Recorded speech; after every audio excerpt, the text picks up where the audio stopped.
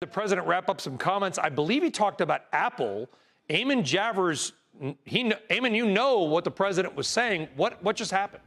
Yeah, Brian, that's right. I was in the Oval Office with the president and other reporters just a short time ago. The president continuing to express frustration here with the European Union, saying that they're not moving fast enough on issues that he cares about on trade, and also expressing some frustration with Apple, saying that he wants Tim Cook to move production here to the United States. I asked the president why he's confident that Apple can produce an iPhone in the United States at a price that customers will be able to afford or will want to afford.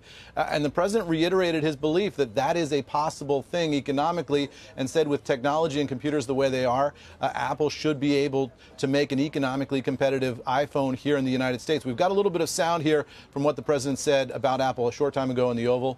Let's play it. Mr. President, on Apple, you said this morning that if they don't make their iPhones in the U.S., you're going to hit them with a 25% tariff. Right. Do you have the power to tariff one single company? And why would you want to hurt an American company in that way? It would be more. It would be also Samsung and anybody that makes that product. Otherwise, it wouldn't be fair.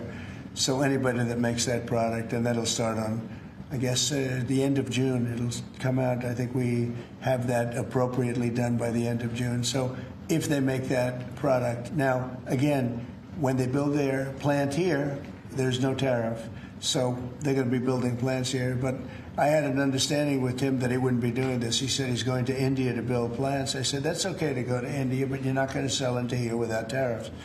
And that's the way it is, yeah. Well, why would you hurt an American company? What makes you confident, sir, that Apple can build in the United States at a price that American consumers? Oh, they can. No, they can. And a lot of it's so computerized now. These plants are amazing if you look at them, but they can do that. And actually, as you know, Apple's coming in with $500 billion.